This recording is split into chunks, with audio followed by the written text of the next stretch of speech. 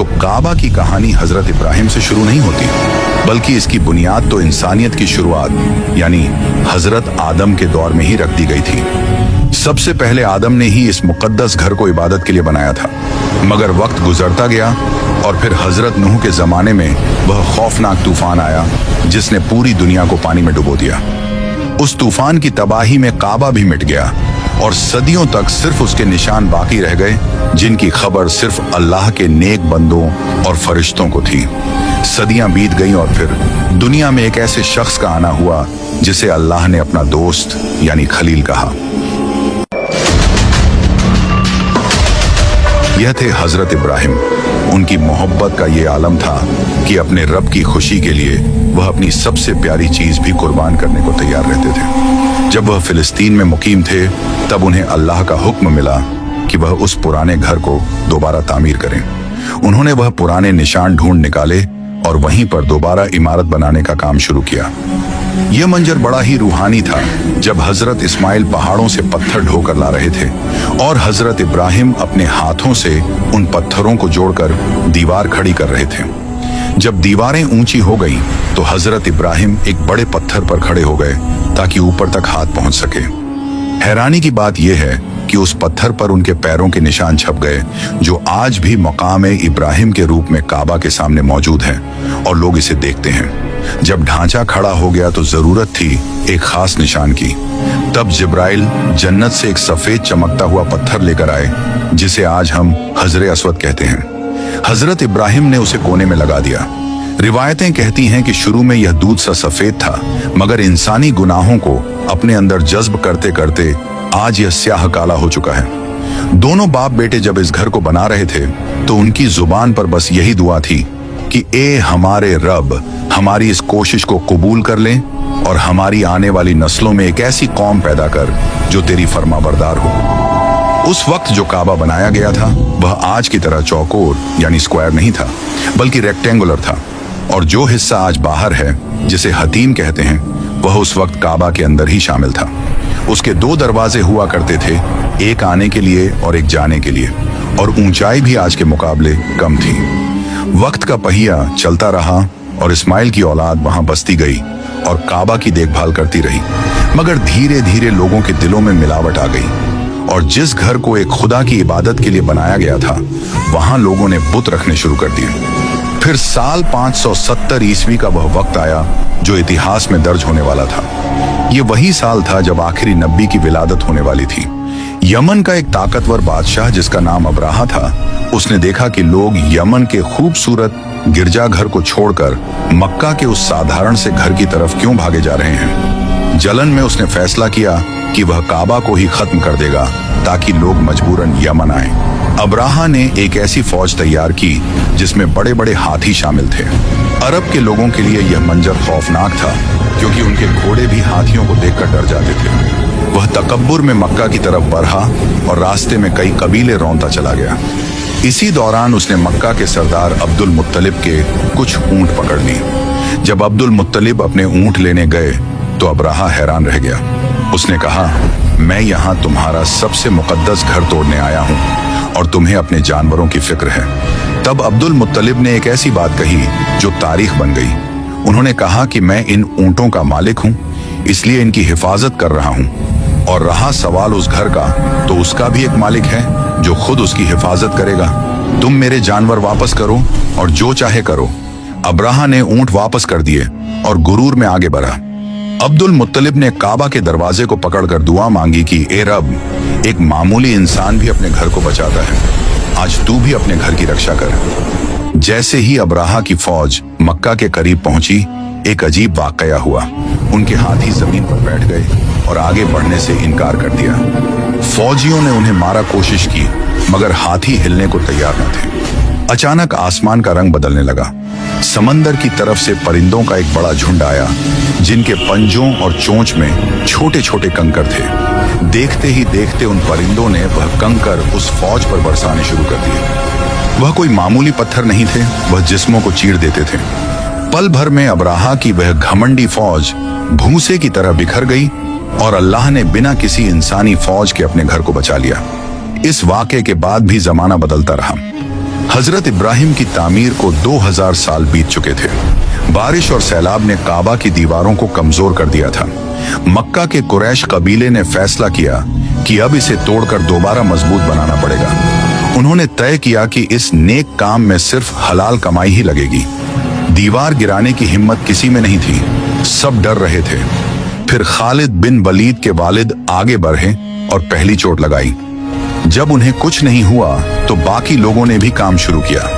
पैसों की कमी की वजह से उन्होंने काबा का साइज छोटा कर दिया और उसे रेक्टेंगुलर से स्क्वायर बना दिया और वह हिस्सा बाहर छोड़ दिया जिसे आज हम हतीम कहते हैं। दरवाजा भी जमीन से ऊपर उठा दिया ताकि हर कोई अंदर ना आ सके।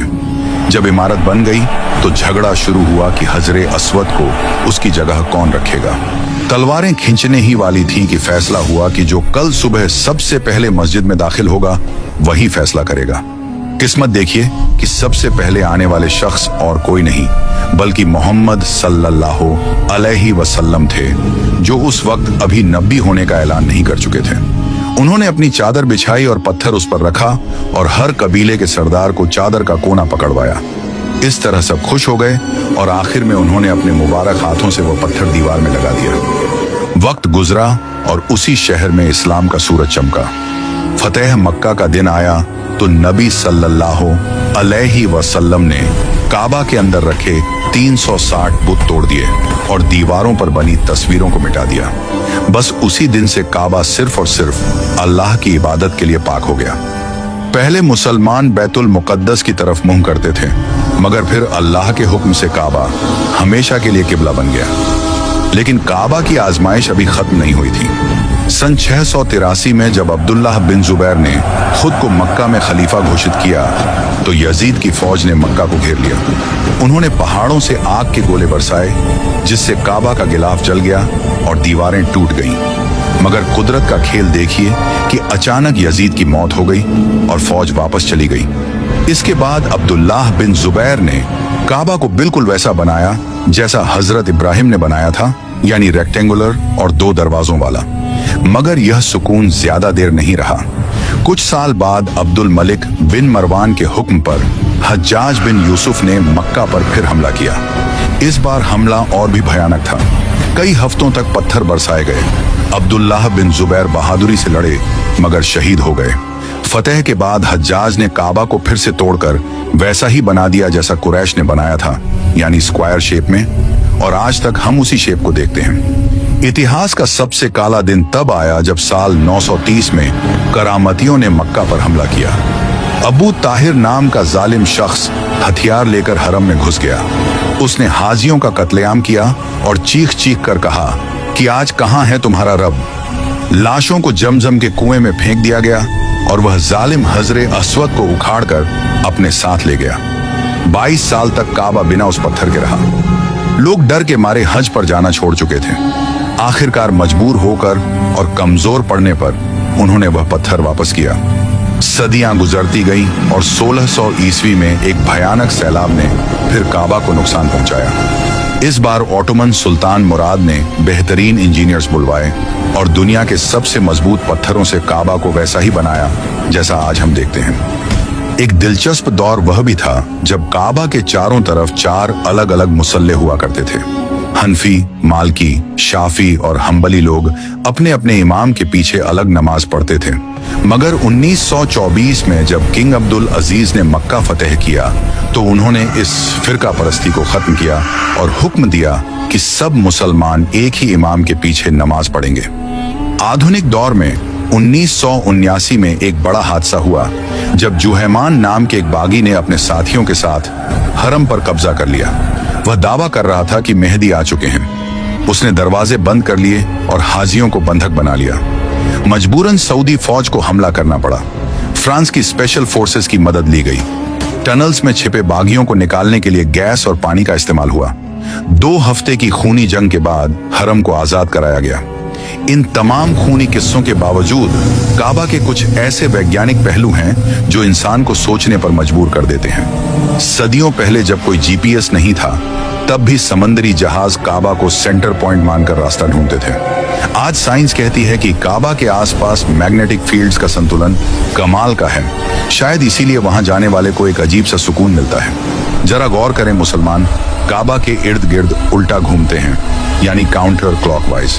और यह सिर्फ वहां नहीं होता, बल्कि पूरा ब्रह्मांड इसी नियम पर चल रहा है। धरती अपने एक्सिस पर काउंटर क्लॉकवाइज घूमती है, इलेक्ट्रॉन्स न्यूक्लियस के गर्दिश इसी दिशा में करते हैं, और हमारी गैलेक्सी भी ऐसे ही घूमती है।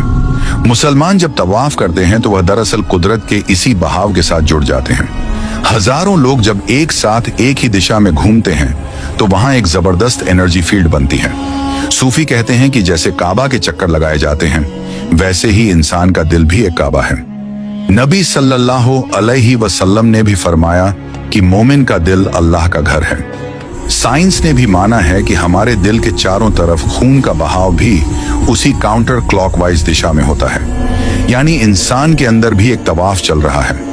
गोल्डन रेशियो, जो कि 1.618 है, जो दुनिया की हर खूबसूरत चीज में पाया जाता है, चाहे वह फूल हो या गैलेक्सी। हैरानी की बात यह है कि नॉर्थ पोल और साउथ पोल से काबा की दूरी का अनुपात निकाला जाए तो वह भी यही गोल्डन रेशियो बनता है। यह इमारत सिर्फ चूना और पत्थर नहीं है, बल्कि यह वह मरकज है जहां धरती और आसमान के राज, साइंस और रूहानियत और इंसान का दिल एक बिंदु पर आकर मिल जाते हैं। हजारों सालों की टूट फूट, हमले और खून खराबे के बाद भी यह काला ढांचा आज भी वैसा ही खड़ा है, अपनी जगह पर अटल, जैसे कह रहा हो कि दुनिया बदल सकती है, मगर जिसे अल्लाह बचा ले उसे कोई मिटा नहीं सकता।